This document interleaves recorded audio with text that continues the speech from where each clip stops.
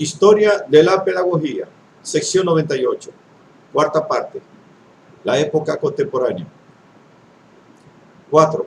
Friedrich Froebel y la pedagogía romántica. 23. El optimismo pedagógico de Jean-Paul Richter.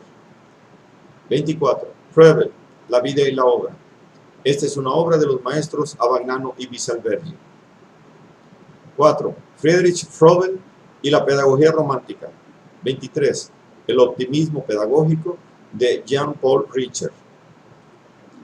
Mientras la pedagogía de Pestalozzi mantiene aún la exigencia ilustrado-kantiana que, al distinguir entre naturaleza y razón, quiere que se obedezca a la primera para mejor someterla a la segunda, la pedagogía más característicamente romántica hace hincapié en la intuición romántica de la naturaleza en cuanto a manifestación directa de la razón y expresión vital y perfecta de la divinidad.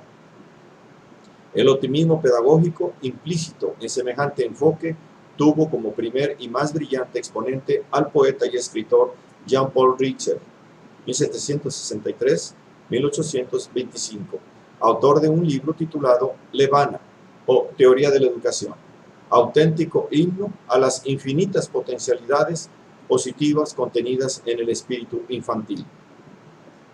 Richter se complace en considerarse continuador de Rousseau y se hace llamar Jean-Paul, así como aquel era llamado familiarmente Jean-Jacques. Si bien endereza contra Rousseau algunas objeciones marginales, no solo reafirma su optimismo pedagógico, sino que lo lleva más allá de los límites respetados por el ginebrino, para quien ese optimismo era una hipótesis de trabajo indispensable a su proyecto de reforma político-social.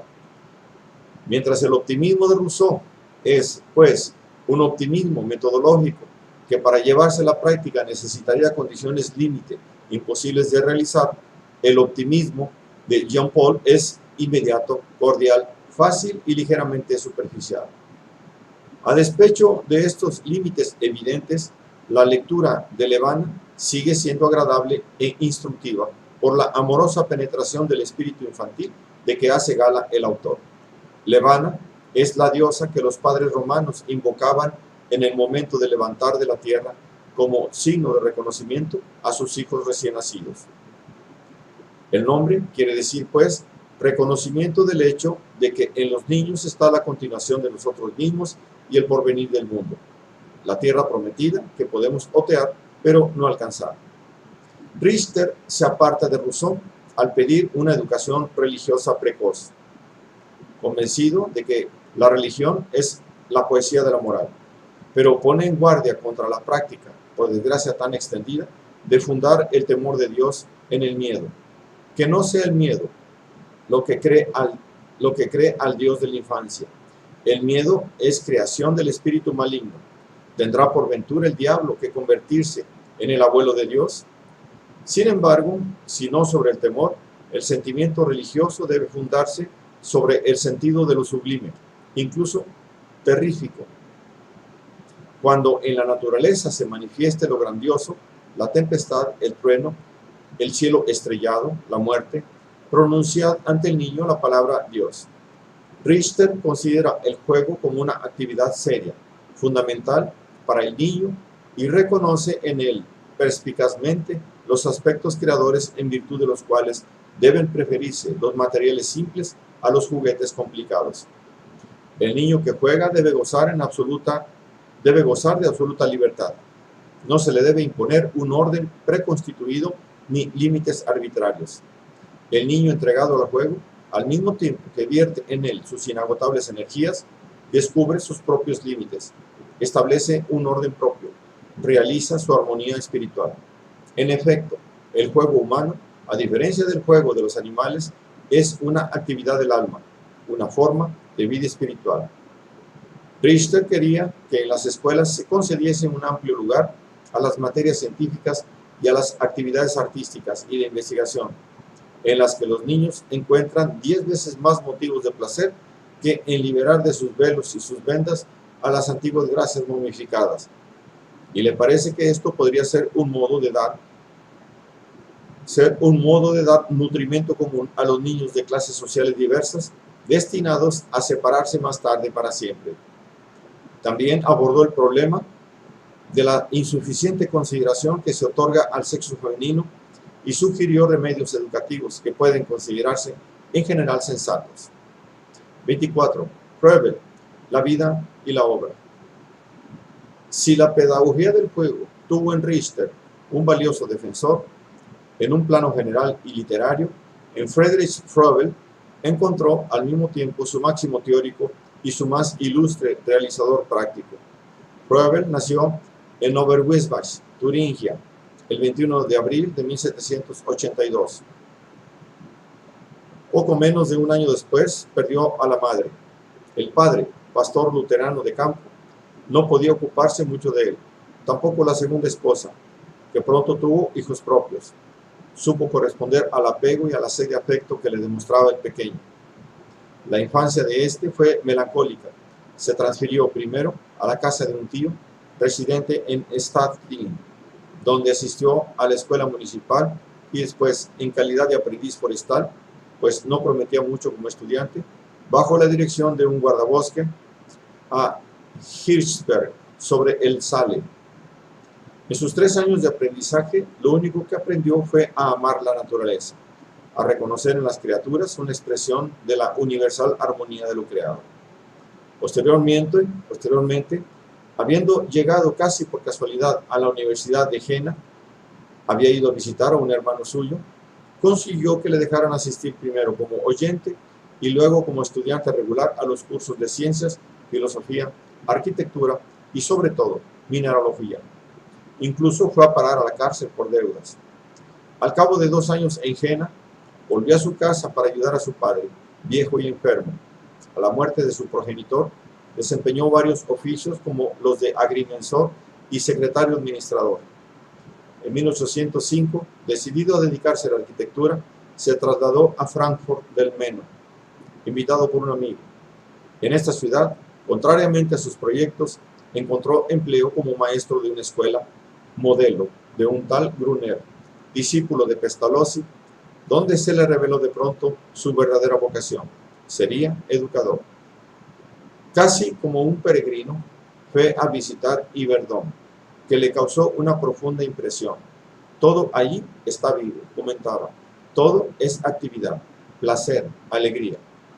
En 1808 retornó ahí como acompañante de algunos muchachos, de los cuales era preceptor particular, con la intención de estudiar más detenidamente el método pestalozziano, para luego difundirlo en su país, como en efecto se esforzó por hacer.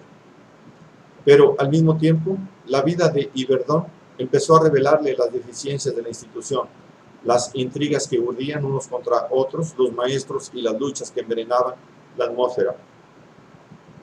En 1810 regresó a Frankfurt con sus discípulos, después de una ruptura total con Pestalozzi, y al año siguiente abandonó el oficio de preceptor y reanudó los estudios universitarios, primero en Gotinga y luego en Berlín, para profundizar en las ciencias naturales y del lenguaje.